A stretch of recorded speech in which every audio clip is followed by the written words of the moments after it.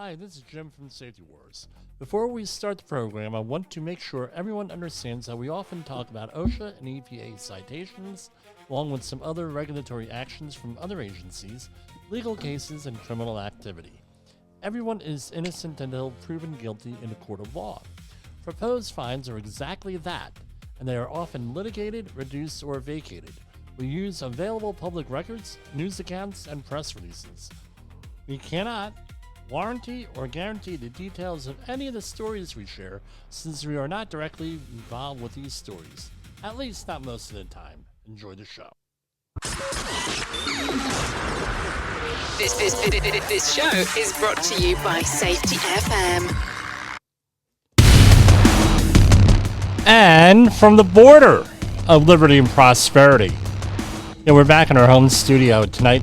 The border of liberty and prosperity. And the highway to the north, this is Safety Wars for Thursday, June 25th, 2026. How's everybody doing out there? We're doing fine. We're doing fine. A lot going on. Congratulations to the Felix Festa Middle School for graduating today. We went to our son's graduation, so I'm here at home. And not on the road. Thank God that you got it done early in the morning. It was over at Boulder Stadium here, and also known as Clover Stadium here in Pomona, New York. And so I was like, man, they got to be making something on this. Why aren't they just doing like 50/50s, charging for parking and everything else? We get inside. Of course, the concession stands are all open for the graduation, and also, well, I'll correct myself. That is not a graduation; it's a moving up ceremony. But anyway, that's my day here. A lot of graduations this year out there in the community, and we got to celebrate that. Let's remember that 100 years ago, the 8th grade was like the highest level of education that people received. I know my grandmother from Poland, 4th grade. My German part of the family all graduated their former high school there, but no, it is what it is. But what was amazing is my grandmother was 4th grade. Right? How is my grandmother? If you've ever seen the Beverly Hillbillies, that was my grandmother, Granny. In a lot of ways, and she was a combination of that, and if you remember the old yogurt commercials, Faye yogurt, right, where you had the Greek, the stereotypical Greek grandmother, right, or maybe Italian grandmother, and she insults everybody out there. No, you dress like a prostitute. Oh, you men? You don't work? Right? That was my grandmother. And Shanette and Granny from the Beverly Hillbillies. So it was an interesting combination to grow up with. But anyway, now we go out there and, it's hot and it's messy and, it's just all of that. But thank God they got it done early in the morning. And, that's basically the way it is. So, I know, I meander sometimes. I do meander. Been a couple of days. So for whatever reason, people must be on vacation or something. The Department of Labor not issuing a lot of press releases here. But we're going to go over what they did issue this week. And it all has to do with, and let me share screen here. And we had Supreme Court news today. We'll talk about that. Federal court enters consent order requiring 3 Maine sports bars to pay $51,000 in back wages to 47 employees.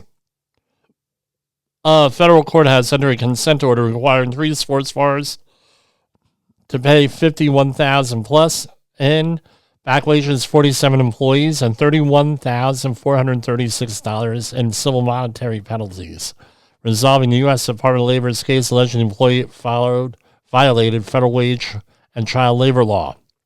Entered on June 4th in the U.S. District Court for the District of Maine, the consent judgment and order resolved the department's case alleging that 3 sports bars, right, and owned by one company, and I do know this company here, violated minimum wage, overtime, and child labor provisions. The judgment comes after the department alleged that the establishments failed to pay some employees for all hours worked or provide proper overtime compensation, altered time cards and sealed hours worked, did not combine hours worked for all locations, and right? So if you're working for the same company, 3 different locations, you got to combine things. And miscategorized some employees as exempt from overtime pay. At one location, the employer was also found to have violated hours requirements for 2 minor employees. Employers are required by law to pay non-exempt employees for all hours worked. Remember, if you have a teenager or younger working out there in the workforce, you gotta know this stuff, including time and a half pay for all hours worked over 40 in a work week. Employers' willful failure, right? And what they said, employers' willful failure to fulfill the obligations will have costly consequences, according to the director, Steve McKinney. And they have a compliance assistance phone number there also. I don't give out phone numbers because, someone did that in New Jersey a number of years ago, and they gave out the wrong number. It was from a state website, and guess what happened? Somebody got the phone call starting at 2:30 in the morning, right? For days on end until they made the correction. Office of Workers' Compensation Programs seek public input on occupational hearing loss evaluation methods. Sounds obscure, but let's remember, industrial hygiene is probably one of the most overlooked areas of occupational safety and health. They estimate that industrial hygiene issues lead to somewhere around 55,000 deaths a year. That's from the OSHA website, guys. In a request for information, the OWCP is asking for input from audiologists, otolaryngologists, medical professionals, medical associations, employees, employers, insurance carriers, and other parties on the reliability and validity of audio programs compared with other objective tests, including auditory brain stem response, auditory steady state response, acoustical emissions, and others. The agency is also soliciting comments on the current standards for administering these tests and the criteria used to evaluate hearing impairment. So check it out on the website and the OSHA press releases. They have all different other stuff, but basically they want written comments by October 22nd of this year. U.S. Department of Labor recovers $1.7 million in back wages for 1,666 hourly employees denied overtime by multi-trade contractor. Oh, I got to hear this one. The U.S. Department of Labor has recovered $1.73 million in back wage plus and back wages for 1,666 workers. There's that 666, right? After an investigation found a multi-trade contractor failed to pay them for their full wages in violation of the Fair Labor Standards Act.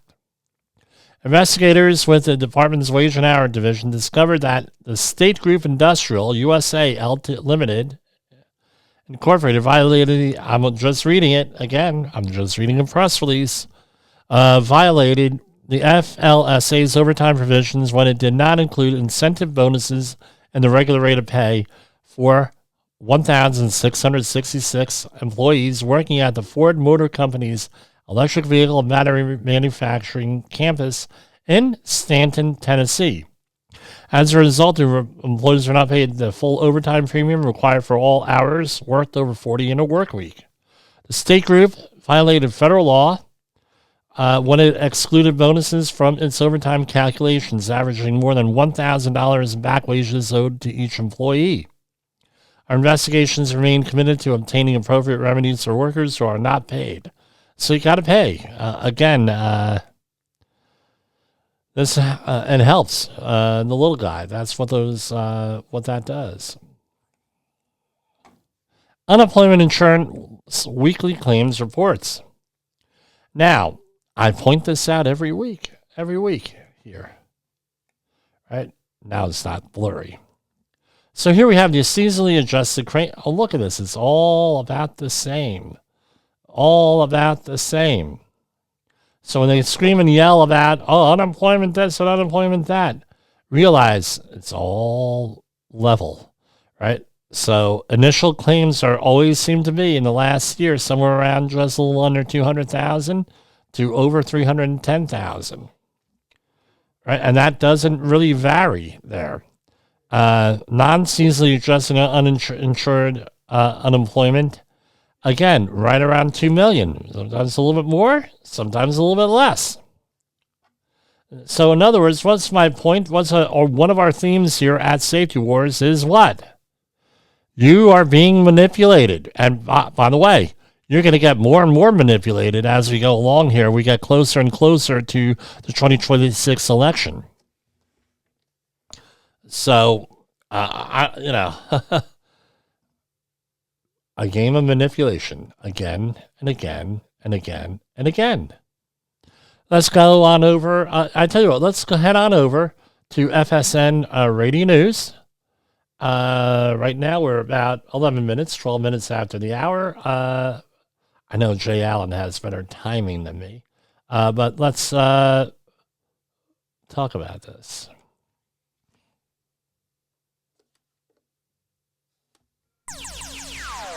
Safety Wars is streaming now.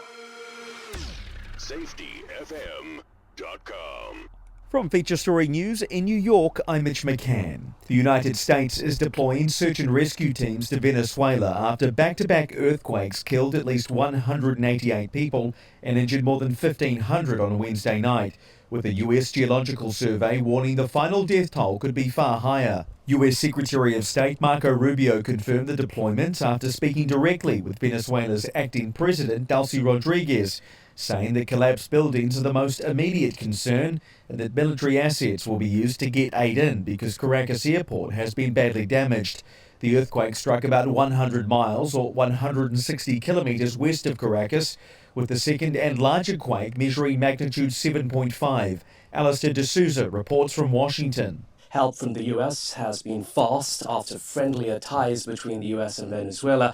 Remember, the U.S. military toppled longtime Venezuelan leader Nicolas Maduro earlier this year. Since then, we've seen this diplomatic realignment between Washington and Caracas, with Venezuela's interim leader Delcy Rodriguez at the helm. Meanwhile, many ordinary Venezuelans thanking the U.S. for this help coming through, but calling for the United States to put pressure on the Venezuelan government to remove restrictions on communications, for example, on social media, which they say will be crucial really in these rescue efforts. Matthew Blackett, an associate professor of natural hazards and earthquakes at Coventry University, says rescuers may only have a day or two to reach survivors trapped in collapsed buildings. Caracas is a very densely populated city with many buildings that were built back during Caracas' kind of heyday in the 60s, 70s and 80s.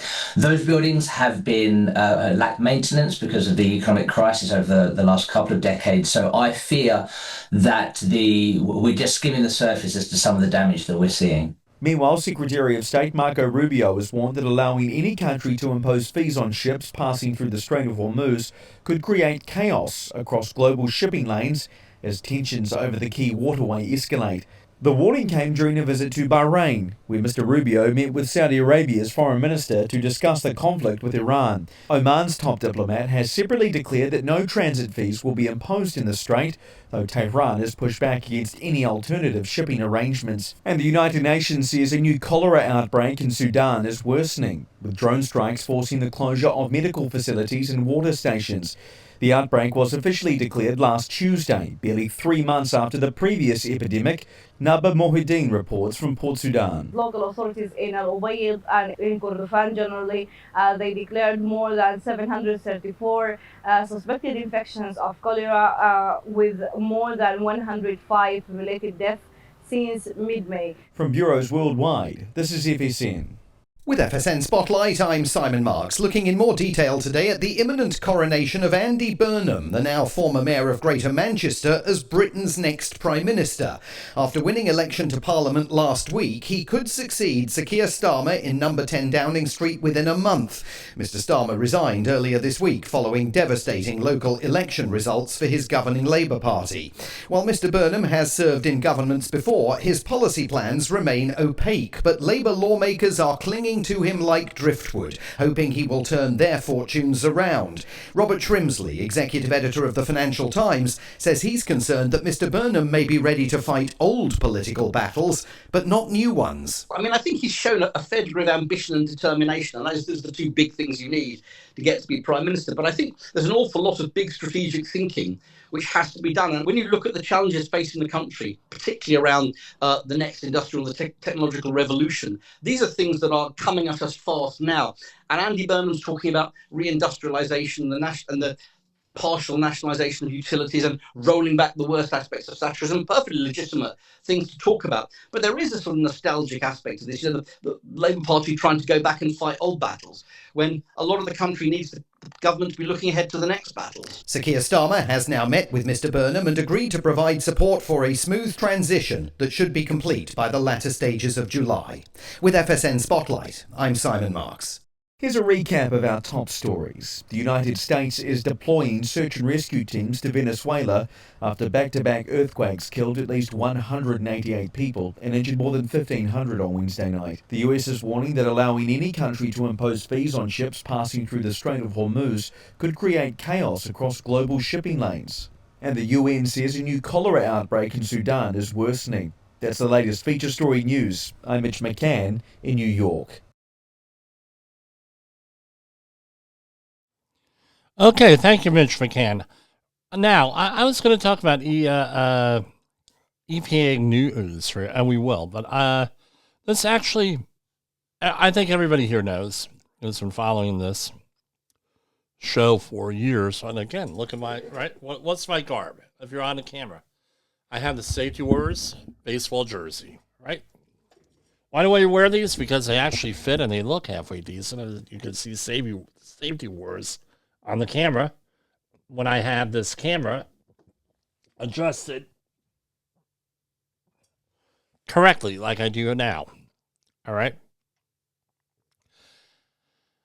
So this actually happened up in Cooperstown. I'm not sure which right. So the hashtag that I've been following, my family's been following, right? Right, breaking story. And this is from a post on Facebook, right? And it's from, I'm not going to mention her name. So I just like to clear up a few things about the protest in Cooperstown. Now, Cooperstown, just to let everybody know, is not only, we know, home of the Baseball Hall of Fame, but there are also two sports parks there where teams raise a lot of money. I mean, it's a ridiculous amount of money. There was a controversy a couple years back with Alyssa Milano raising money for her kid's team. We missed her by a week. And I mean, it's well into the five figures. No, we'll leave it at that much. And it's getting more. So everybody, these kids that are 12 years old, raise money to go there, and it's like a week sleepaway camp for the kids. Parents are there also on a little vacation. A lot of fun. Big tournament, about 104 teams, something like that. And they had extreme rain this week. And the facility that was up there, I'm not saying which one, had canceled a lot of games here, right, for this week, and there were people stuck indoors, that sort of thing. So there were protests and everything else. You could Google protests at Cooperstown, blah, blah, blah. And the hashtag that everyone's using is Cooperstown riots. I'd like to just clear up, and this is from the post I'm reading here, a few things about the protests in Cooperstown. These boys were being kids. They had been stuck indoors for hours because of rain delays, then learned that the team's outside the top 32. So in other words, only the top 32 teams wouldn't have would be the only ones playing to compete for the championship. They were disappointed, but they were also having fun and making the best of the situation. We've played our guaranteed 6 games and are fortunate to get 2 more. Could a team ranked 33 to 104 had made a run? We'll never know. That's sports. But I do know that these boys are not losers. They're hardworking kids who spent a week making memories, playing baseball, and representing their families and teams. I mean, teams come from all over the country, all over the world to play here, right? The comments suggesting they're a product of gentle parenting or somehow tied to politics are completely unnecessary. Let's stop acting like a group of kids having fun is the same thing as a riot. Nobody was destroying property. Nobody was hurting anyone. There were kids being kids after a long emotional week. At the end of the day, Cooperstown was about baseball, friendships, and memories they'll carry for the rest of their lives. That's what should be remembered. Okay. Right? And let's click on Cooperstown Memories. Right? And after the overnight riots following yesterday's rainout, this is another thing, which left teams seeded lower than 32 unable to compete for the championship, the tournament finally shifted into bracket play. The gamers enter and blah, blah, blah, and it goes on here. All right.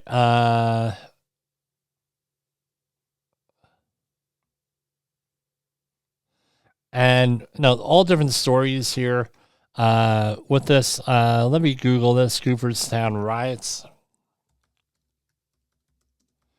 And this is just prior to game time here.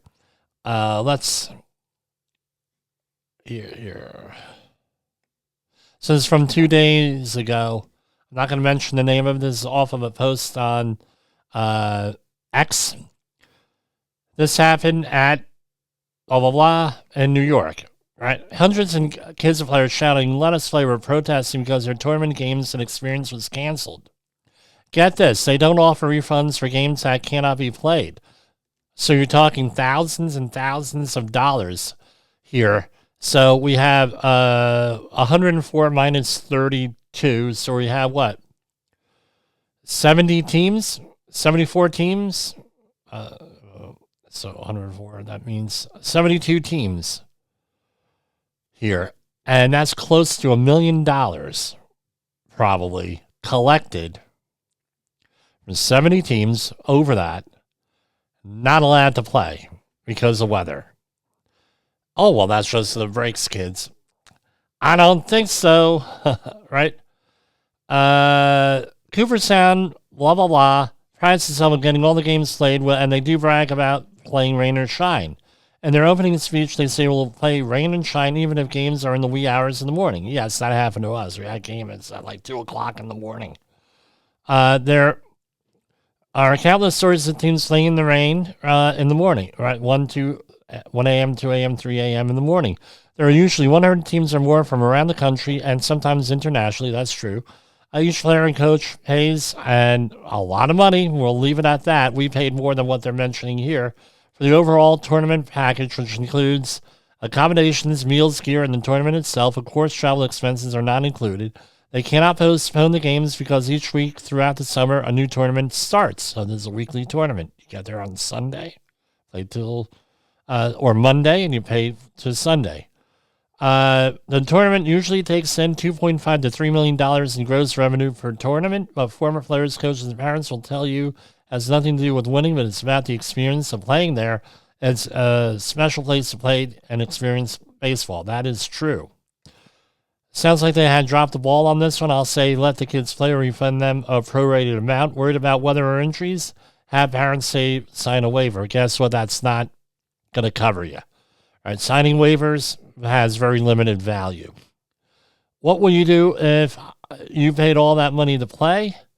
Right? I know some will say they wouldn't pay that money and your kid's tournament was canceled. What can you do if it's stipulated that there are no refunds? They have video of the riot, the quote-unquote riot. Again, this, why are we ranking this? Well, because we're like worried about being the first sometimes. And I think we're the first international broadcast to talk about this. So, again, local story here. I do have some experience with Cooperstown. I don't know what to say here. Let's go back to EPA news. Yeah, got to EPA news. This is about safety wars. Well, this is a little bit about safety. Now, they don't want the kids to play in the rain and get hurt with that. All right, this is from the EPA today.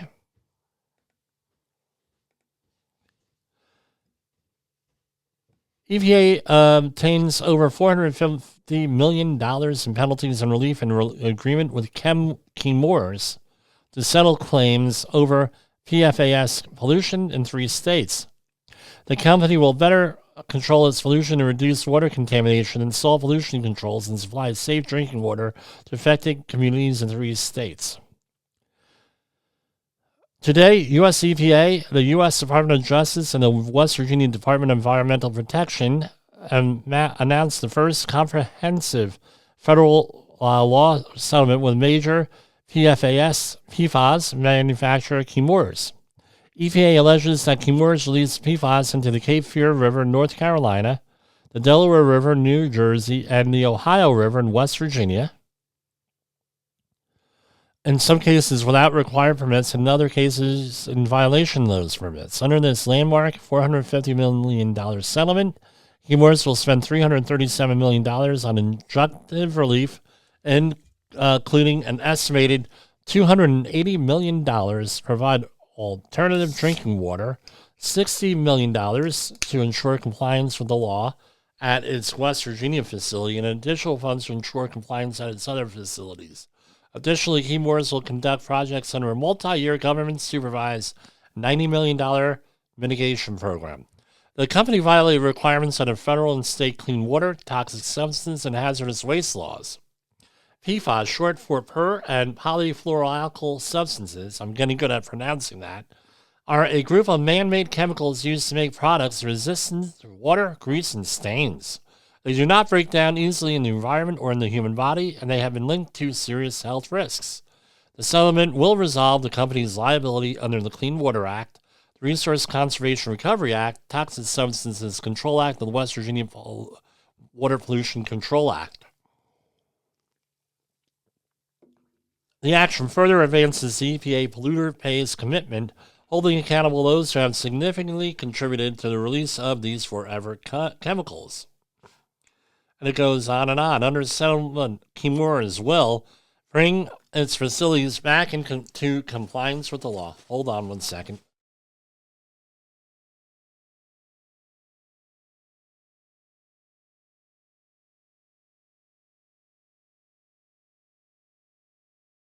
My allergies are killing me here.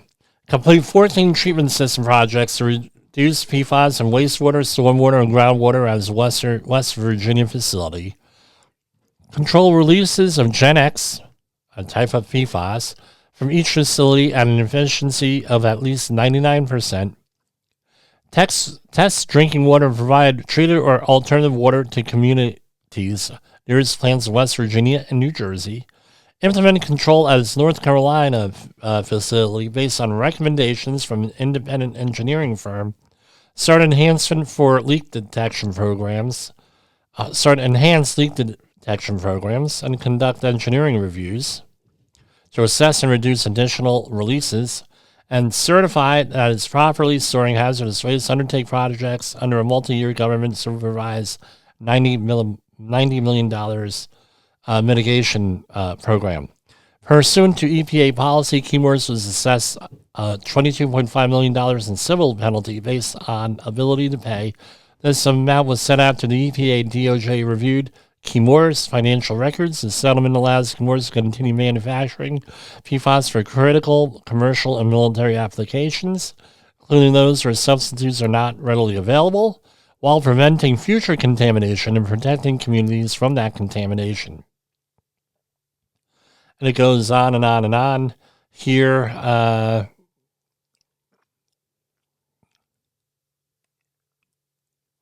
And it goes into the history of this. But anyway, and again, of course, we got to promote the Make America Healthy campaign, right?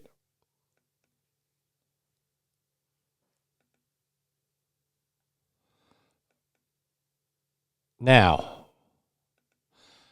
the next two stories, and we'll talk about these. No, that was Maine EPA story, and there's also Supreme Court decision, which we'll be talking about in a little bit. There's nobody that knows exactly what the hell is going to happen here with the Supreme Court here, with the decision on Roundup.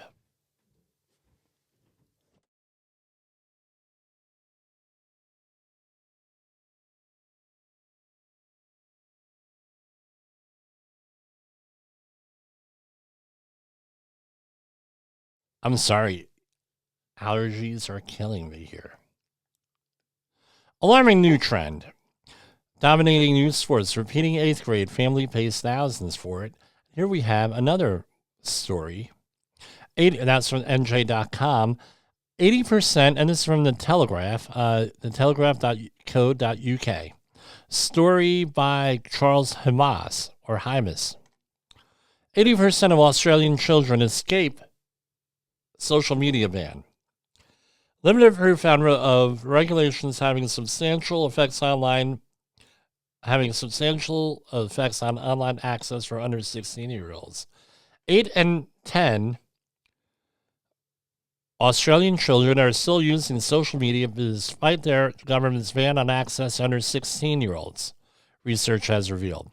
The study by University of Newcastle in Australia suggests that there was insufficient evidence to show any substantive effects on children's use of social media more than 6 months after the ban was introduced in December. Australian ministers have blamed social media platforms for systemic breaches of the ban after the tech companies failed to remove or block children from their sites. Tougher rules are required. Right? And it goes on here and here on this, on what they could do. And no, people are finding their ways around it. Now you're going to say, what the hell does that have to do with our next story from New Jersey again? And what does that have to do with safety? And the answer is a hell of a lot. Here we have alarming new trend dominating youth sports. Repeating 8th grade, families pay thousands for it. A search for for-profit reclass academies are raising equity and oversight concerns across New Jersey's scholastic sports. So they talk about baseball here, but it's not only baseball here, it's also other sports. So what's going on here? Do we need, so they have an owner here, right? And parents view the $16,500 tuition to these academies. They're unaccredited, by the way, for-profit program, a factory turn, right? One of them is a factory turn gym here. So basically you send your child here and the goal is sports performance, less on academics.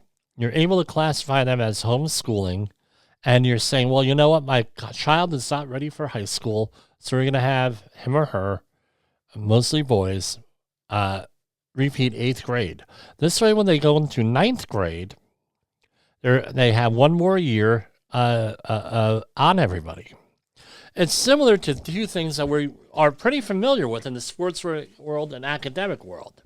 One of them being, in this academic world, where you have a child who is right on the border, maybe the age for kindergarten, right? If you have kindergarten, and you say, you know what? My child is not mature enough for kindergarten. Look, he's acting, look, he's not mature enough. I don't feel comfortable. So what we're going to do is we're going to hold him back a year, and he'll start kindergarten next year. And then what happens? The child comes in, and from then on out, all the sports and everything else, academics, now kids are a little bit smarter, right? In first grade, they're a little bit more adept And no, that was, I'm not saying there's anything wrong with it. I'm just saying this is what happens. And that's understandable because there are some children, I have 2 kids of my own, and some of their classmates did that. And it was like a good decision where the parents had the kids go into kindergarten and then repeat kindergarten again because the kid just didn't have the maturity for that. Then it goes into on the college end, where you have people taking a gap year, depending on what sports there are. And for that year, they work, but they work, do something else, but they also do sports. Well, they train, maybe play for a minor league sports team, something like that, right? Minor league baseball. Maybe a collegiate level team. So they develop again and again and again. Now, when they go to college, or maybe they get on a team when they go to college. Now they're more likely to get a scholarship. They're a year ahead of everybody with training, right? Now you're able to compete at a much higher level. And what are we talking about? There's money involved, or always money involved. Now what they're doing is, in New Jersey, which allows this, 8th grade, you repeat 8th grade, delay your entry into high school. Now you had 1 more year of training. Maybe there's a maturity issue that, hey, my kid's too immature to be in high school. Maybe that's it. Or maybe they say, well, look, we want 1 more year for the child to work academically. So when they go into high school, maybe they didn't do that good in middle school or elementary school. And this is what's being used to justify this, to get people into competing at a higher academic level and also a higher sports level. So now there's a payoff, God willing, down the line. This is what's going on. Now, what does this have to do with safety? Here we have 2 systems. You have one for baseball, youth baseball, school baseball, and you have the other one for the social media ban in Australia for presumably the same demographic, teenagers. What does that have to do with safety? This is what happens. If you're a safety professional, this should not be a surprise. What it is how many organizations are run this way? We're going to institute a new safety program. You don't have the workers' input, or you may have workers' input in it. And then what happens? Rules get circumvented. You have drift in the system. You have normalization of deviance. You have all this stuff to go around the rules. Well, that happens. Now, what made them think when they wrote these laws? They didn't think. They're attorneys. Most of these people are attorneys in New Jersey. They didn't think that when they wrote these laws, that people weren't going to abuse them, take advantage of them, or otherwise, use them to their kids' advantage somehow. What made you think that wasn't going to happen? It happens in the workplace. It happens in society on all levels, where things get taken advantage of. Why wouldn't this be another one? Why are we surprised that people aren't going to take care of parents? Some of these, no, and how many of these kids actually have the athletic aptitude to play whatever sport they're playing? They may not. Oh, yeah. You know what? If you work with us, right, we're in the ninth grade, 10th grade, you work with us, or 8th grade, you work with us, guess what? You might get a scholarship. You might be in the minor leagues. And by the way, what I am learning about the minor leagues, I did some research and talking around and everything else. Minor league baseball, they get a huge bonus, some of those guys, for signing. We're talking 6 figures, 7 figures. So, and it does work out for a lot of them. Remember, how many major league ball players are there? I forget the exact number. Let me throw it into AI, right? MLB players are there playing right? How many MLB players are there playing? I think it's not a lot. So we're looking at 780 roughly. Now let's put in how many minor league affiliates players are there. So let's see minor leagues. So what you're looking at is somewhere around, in the minor leagues, there are roughly 116 teams and 30 people on a team. So you're looking at 3,480 active players.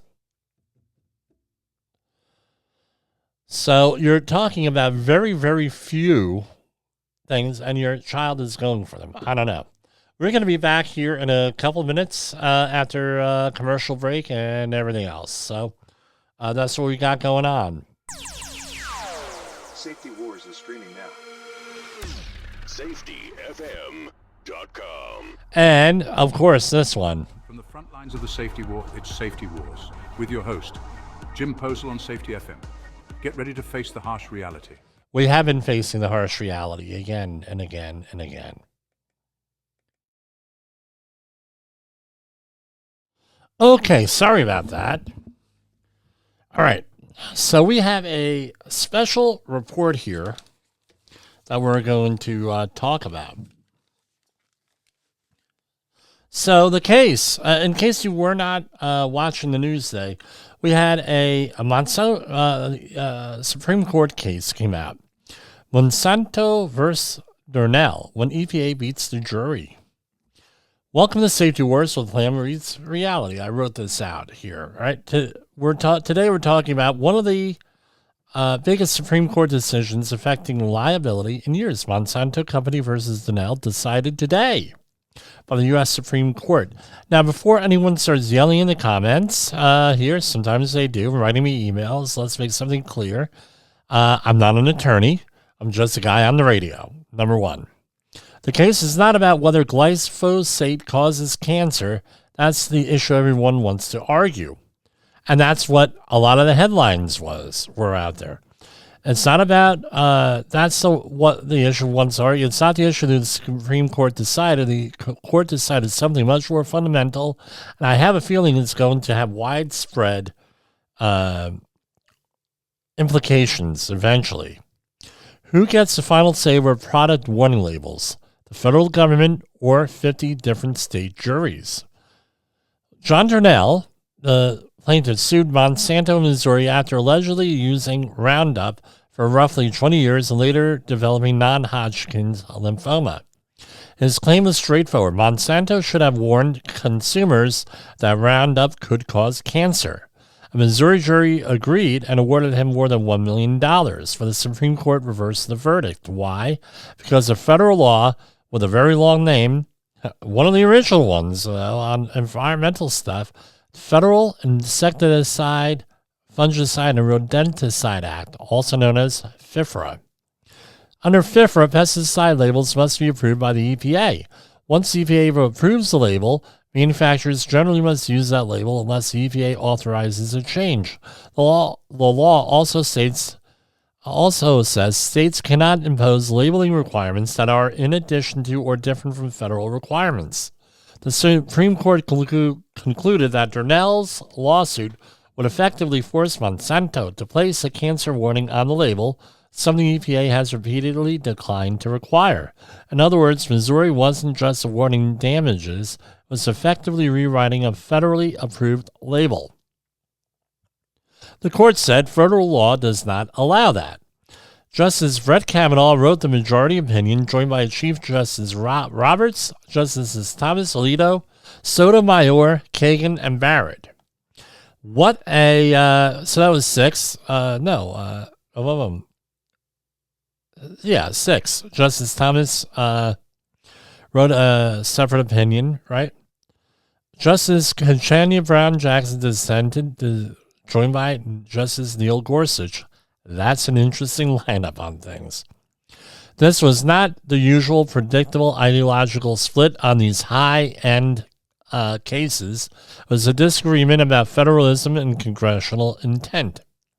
Justice Jackson argued that Congress never intended EPA approval to become blanket immunity from state failure to warrant lawsuits. In her view, FIFRA establishes national minimum standards, but still allows injured people to argue that manufacturers should have provided stronger warnings.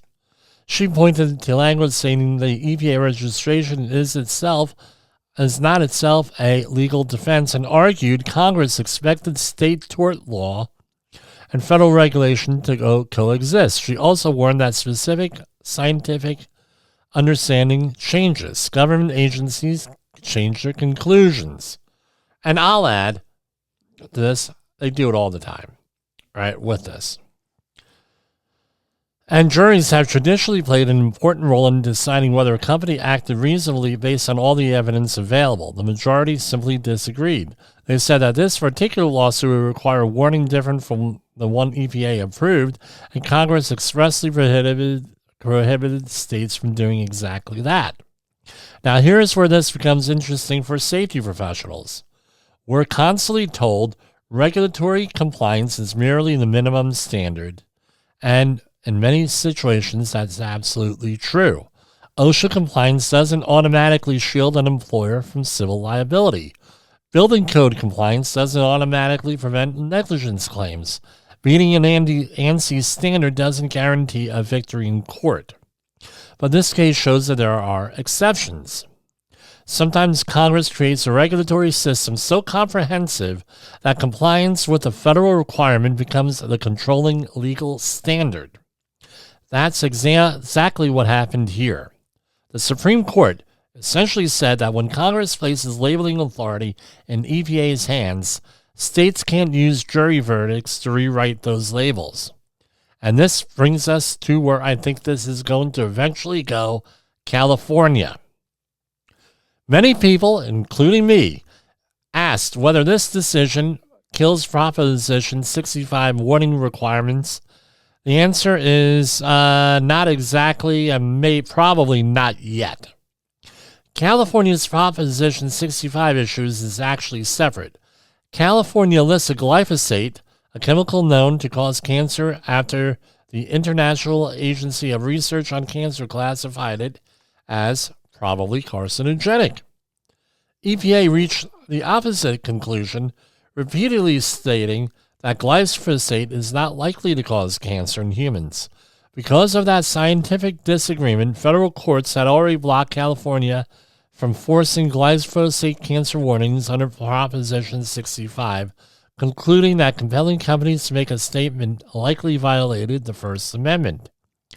So, Proposition 65 was facing serious legal issues way before this.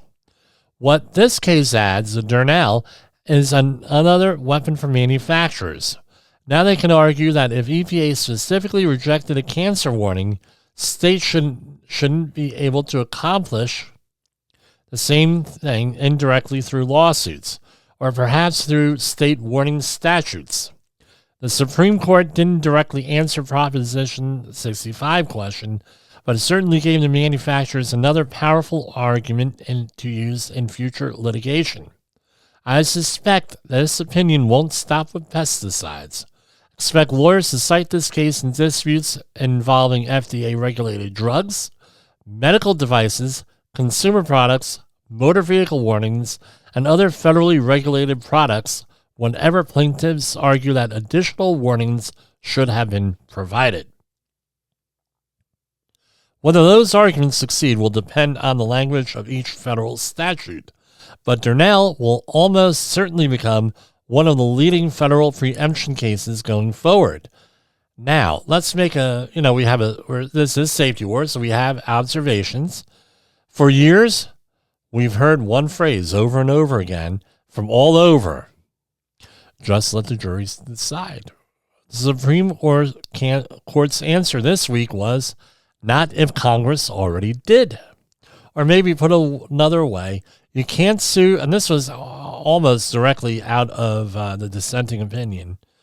Out of the majority opinion, you can't sue your way into rewriting an EPA-approved label simply because 12 people in Missouri disagree with the federal government's labeling decision. love that outcome or hate it. It's not really the point. This was not a referendum on glyphosate. It wasn't even about Monsanto. It was about federal preemption. Who writes the rules? Who administers the rules? EPA. Right? Who writes the rules? Congress. Who administers those rules? EPA. And once Congress has occupied the field, state juries may have far less authority than many people assume. For safety professionals, lawyers, manufacturers, and regulators, that's a real lesson from Monsanto versus Darnell. The case highlights a tension that safety professionals see every day. For decades, comply. Again, we're going to say this. Comply with the regulation, and then in civil court, compliance is the only minimum compliance is only the minimum standard. That's a daily fight that we have to fight every day for understanding with this stuff. Because how many times do people comply with the OSHA standard and they still get hurt because of human error and everything else, and then you end up with a lawsuit or usually get settled out of court? And that's all I have for tonight. For Safety Wars, this is Jim Posel, and I will, God willing, see you tomorrow on a Friday night. That's usually when we cover strictly politics, and there's a whole bunch of freaking politics to talk about tomorrow. So for Safety Wars, this is Jim Posel. I will catch you, like I said, God willing, tomorrow. The views and opinions expressed on this podcast are those of the host and its guest and do not necessarily reflect the official policy or position of the company. Examples of analysis discussed within this podcast are only examples. They should not be utilized in the real world as the only solution available, as they are based only on very limited and dated open source information. Assumptions made within this analysis are not reflective of the position of the company. No part of this podcast may be reproduced, stored in a retrieval system, or transmitted in any form or by any means, mechanical, electronic, recording, or otherwise, without prior written permission of the creator of the podcast, Jay Allen.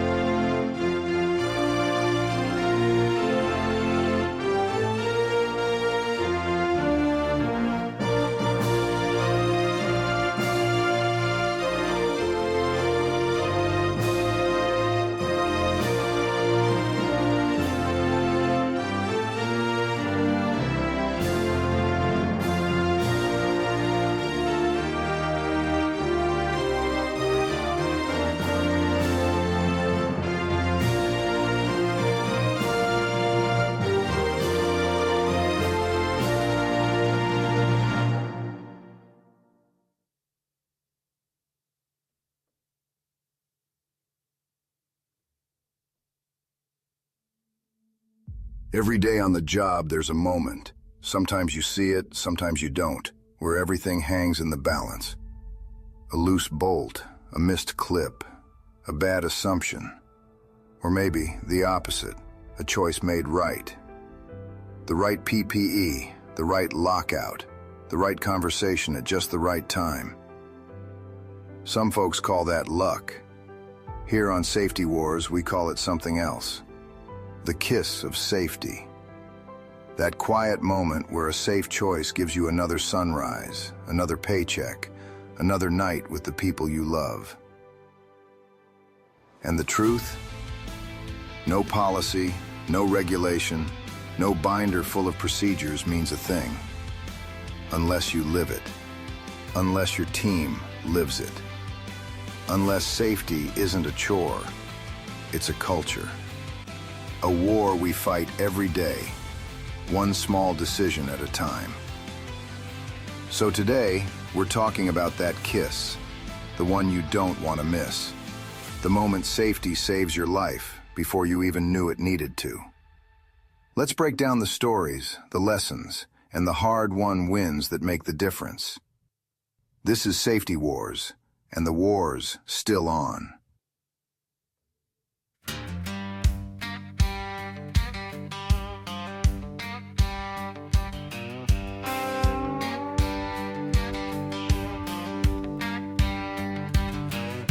Steel-toe boots by the job site gate, clipboard heavy with the weight of fate. Just sign it, don't slow us down. Don't make waves, don't shut it down. But I've seen the blood on the ground, I've read the names on the reports when they were passed around.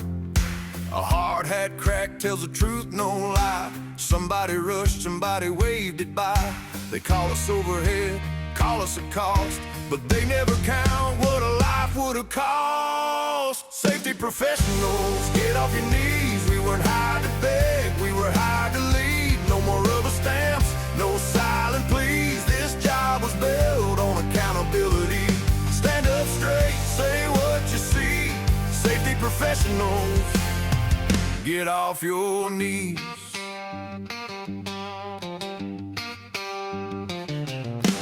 Morning brief in a half-lit shack with a rolling in, no turning back.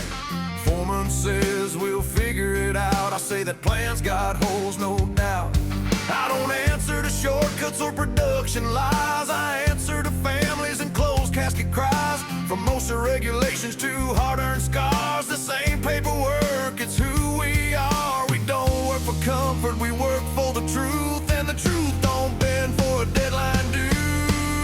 Well, safety professionals, get off your knees. We weren't hired to beg, we were hired to lead. No more rubber stamps, no silent pleas. This job was built on accountability. Stand up straight, say what you see. Safety professionals, get off your knees.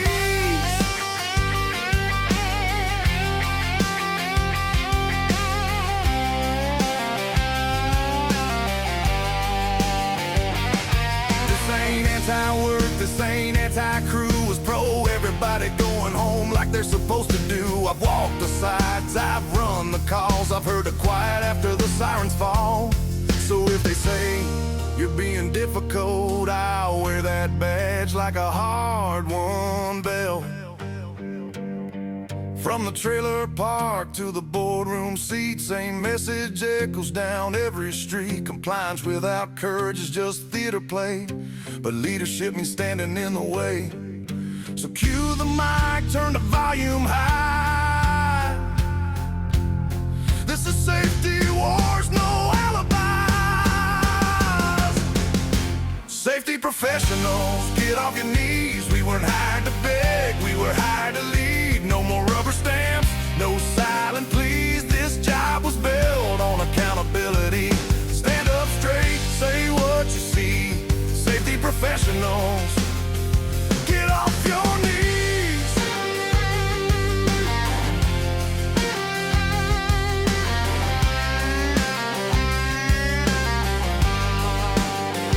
Yeah, this ain't a favor, this ain't a fight. It's a line in the sand for doing it right. So boots on the ground, eyes open wide. Safety Wars, stand up, don't slide.